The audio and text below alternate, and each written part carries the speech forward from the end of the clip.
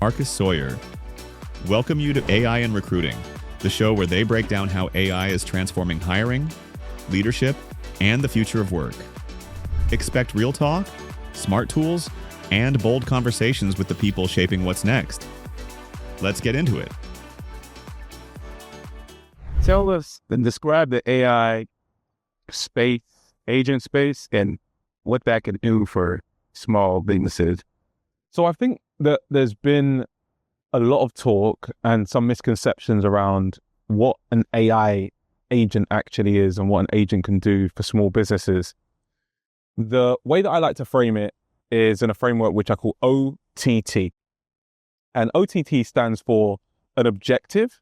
So that's something that you actually want the agent to do. So it's going to go out and that's the job that it's going to do. The tasks are how it's going to do that job. So how are you instructing this agent to do the job? And the tools, what are they going to use to do it with? Is it your applicant tracking system? Is it your CRM? Is it access to a web? So it's really OTT, objective, tasks, and tools. Once you've got that, if you think of it like maybe an individual that you might hire or you're bringing to your organization, you're going to give them an objective. This is the job that they need to do. You're going to give them tasks and then you're going to give them tools. We have some agents that we work with internally and also externally. And one in particular, Ali, she does administration. And the objective is that she is an executive assistant. She's able to transcribe calls. Once she transcribes a call, she can then put that call and log it into a CRM. And she's saving a lot of time. The tasks are for her to come up with a clear executive summary brief, and the tools, she has access to email, and she also has access to the CRM. So just think of an agent as an extension of your team, that has a clear objective, clear tasks, and then clear tools on what they're going to do and what they're going to use to get the job done. All right. So where do you see things going and evolving with AI and this more specifically agents? Well, if you run a small business or you're a leader in an organization, we're very much at the early stages. So we're at the first innings. And so there's a huge opportunity to leverage this point in time. I think in the market at the moment, it's very, very noisy. I used to talk about AI in 2018. I learned about it in 2013. It's a long time ago. It's 12 years ago. And I thought I was at the height of the hype cycle is what I said. I'd done a talk for LinkedIn and the conversation was online. And I had said, we are the height of the hype cycle. That was not true. There are so many tools, and this is where it gets confusing. There are many tools, but not many solutions. And the reason that there aren't the solutions that maybe you need is because people haven't defined what the problem is that they're trying to solve. So the big opportunity is for you to think through what your strategy is. So what do you want to achieve in 2026? What do you want to achieve in the next year? And then work back and reverse engineer and say, is there an agent for that? Could there be an agent for that?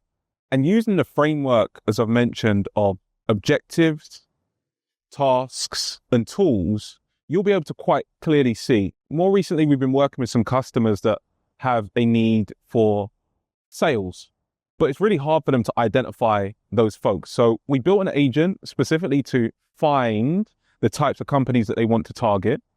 So now they're able to do that. But before they reach out to them, we've got an agent doing some very specific research, a very, very personalized research on each of the contacts. Once it does the research on the contacts, it can then create a message.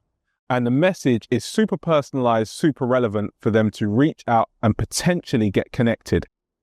I was speaking to somebody just recently. I'm saying one of the challenges they're having is the distribution, being able to scale their business. With an AI agent that is done right, it's thoughtful, it understands the context of your business, it understands the context of the people that you're trying to connect with. You have something at your fingertips that allows you to scale intelligence because you're basically scaling yourself. And so I love working with people that are amazing practitioners. They already know their area, they know their niche in their market, but they're trying to think about how can I get to more people?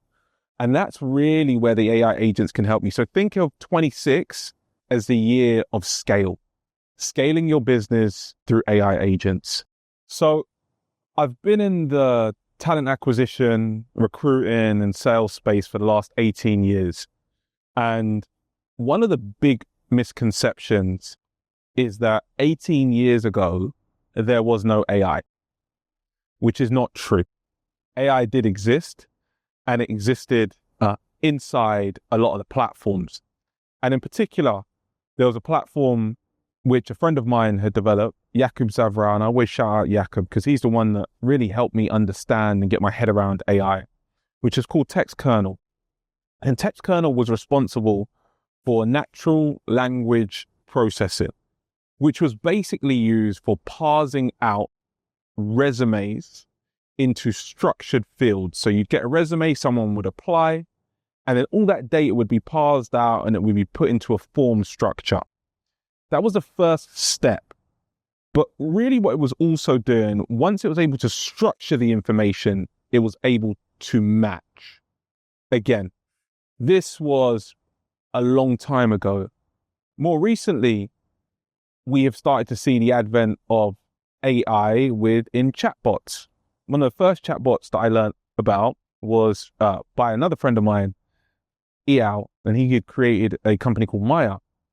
And Maya was responsible at the time when I was with a large Fortune 500 organization leading innovation for them.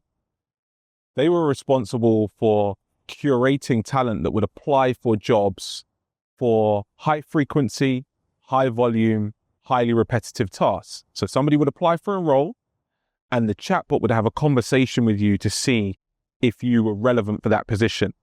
And again, that was actually, 2016, around that time. And so I saw it coming. But what had changed was the evolution of the generative pre-trained transformer, which is known as the GPT, which is why you hear about a company that has taken a GPT, ChatGPT. Now, this was actually developed by Google. Google Brain had a paper that was out many years ago, and a lot of you who are in the AI space will know this. And that technology had sat not on the shelves, but it wasn't really commercialized. And what OpenAI were able to do was able to take that information and start to create what they would call a killer app. And that killer application was Chat. ChatGPT for me is two products that we all know and love. It's two products in one. If you look at that interface, the first time you go there, you'll see it will make you look and feel like it's Google. There's a search box right in the middle.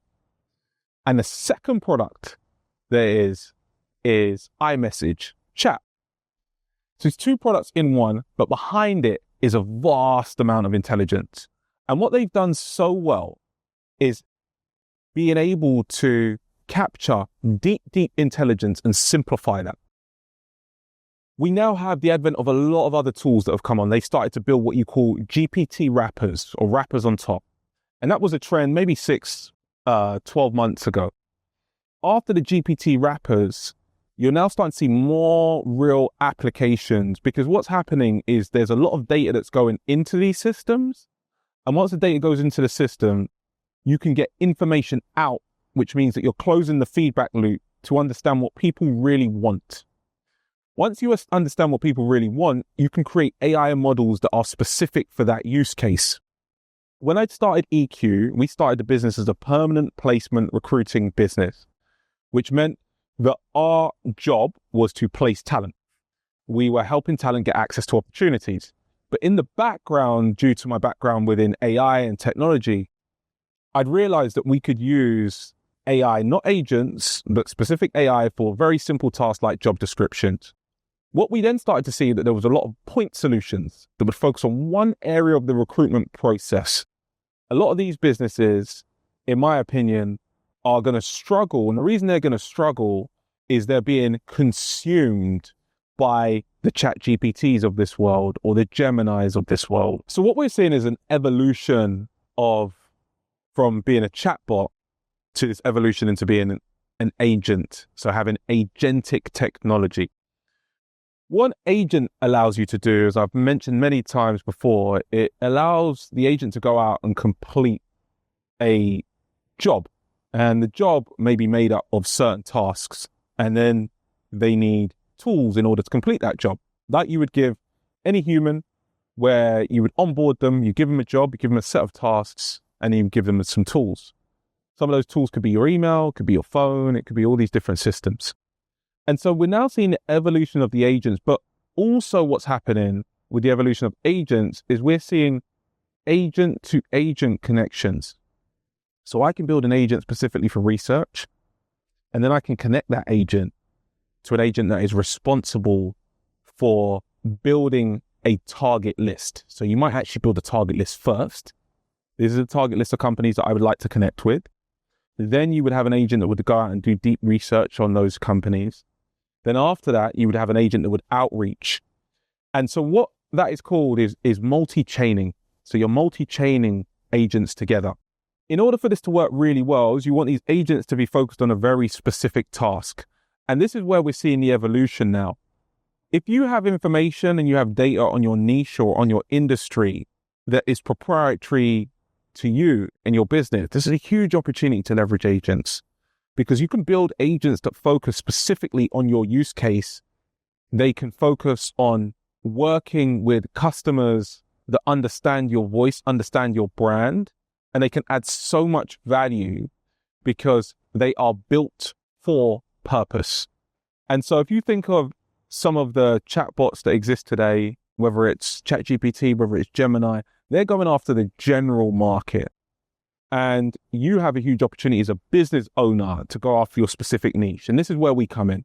We are almost like the supercharge that you need, the Intel chip, the NVIDIA behind the scenes that's powering your business, that allows you to get into the niche that you would like to by leveraging AI.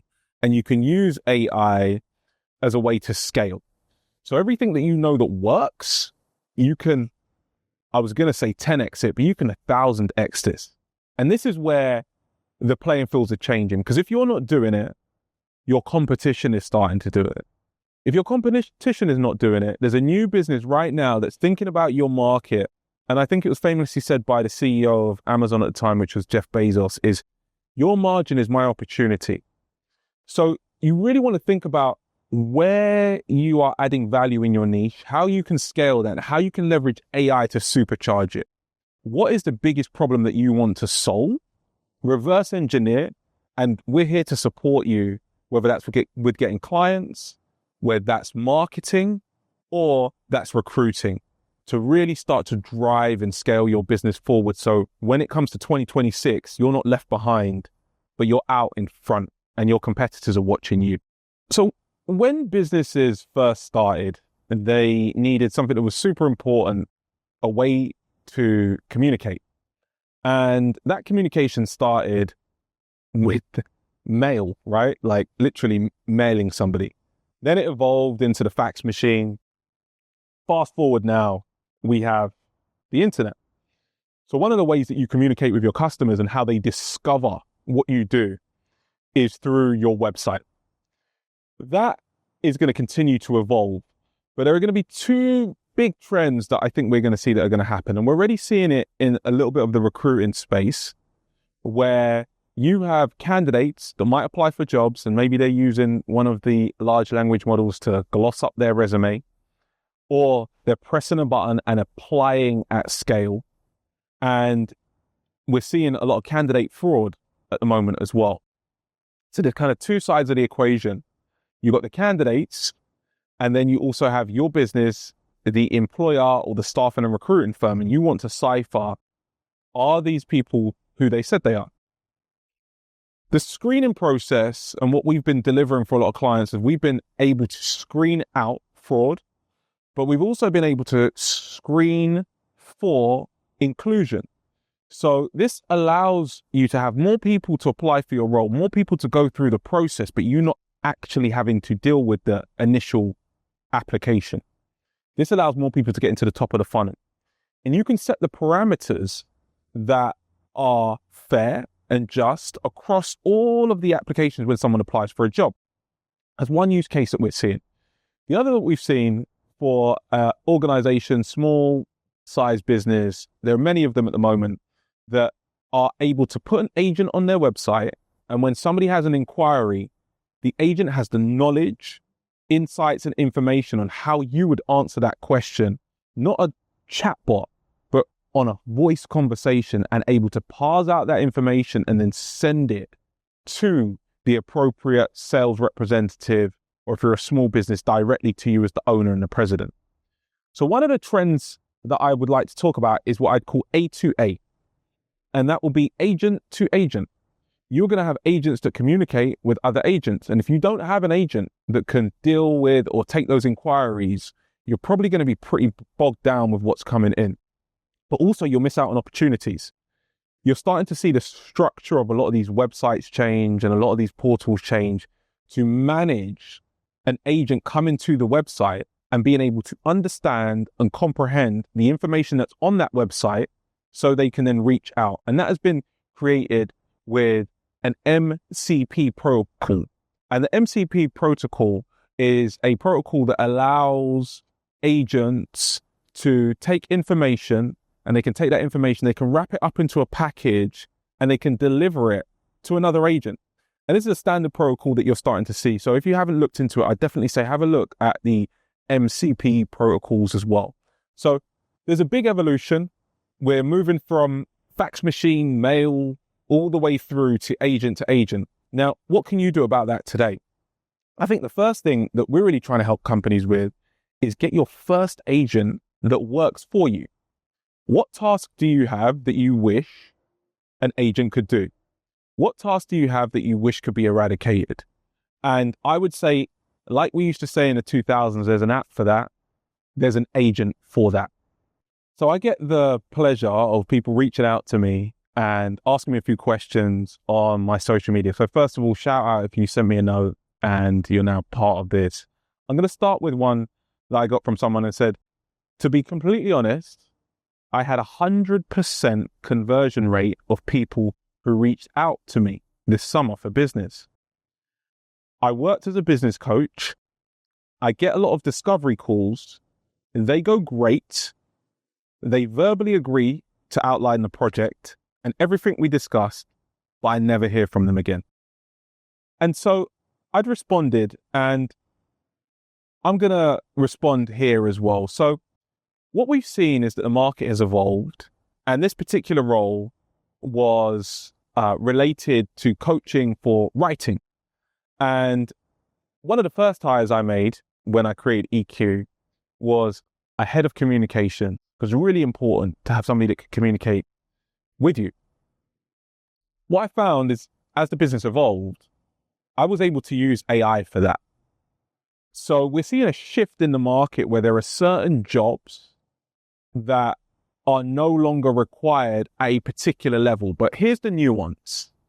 And the nuance is, if you are at a senior level and you have a superpower, this is where you accelerate it. So what we had discussed was creating an agent that can enhance your superpower, your writing superpower at scale that people can subscribe to. And so start to think about the superpower that you have and how you can scale it. Because even though the AI agents are pretty good at writing, they are not built for that. So it's really about taking the ability to leverage the AI agents, putting your insights, information, and knowledge in a space that you can own the IP and you can start to scale yourself. So I thought that was a really good question. The market's changing, it's evolving, but keep thinking about how you can scale your superpower. So again, shout out for this question as well. And one of the questions were, my most significant challenge is I have to make the transition from being a referral-based business to now putting myself out there, i.e. selling my services. The opportunities of working with organizations in transitions are really endless. So basically, they help organizations transform. But the challenge is, how can you go from a referral-based business to creating that at scale? And I gave an answer and walked through it. But one of the things I've been thinking about a lot is, if you have a referral-based business and you want to transform from scale, you've got two options. One, how can you ask those referees or referrers for more referrals? How can you do that at scale? But secondly, once you know what's working and you have a market, we have agents that will go out and build lists for you, and they'll build lists for similar types of clients. So this is a really amazing use case for AI, and it used to work with clients or candidates. If you know what you want, then you just double down in that area. The other thing is pick a niche. So you look across the variety of the clients that you have, and then you say, okay, well, I've got more clients in a particular industry. Maybe it's FMCG or it's pharmaceuticals. Let's try and find more like that, more companies like that. But then you take a second step. Who is the ICP within that type of environment? So who is the ideal client profile? Is it a director of marketing? Is it a CMO, a chief marketing officer? Or is it the COO? Once you understand that, you can get the AI agent to reach out to more specific folks.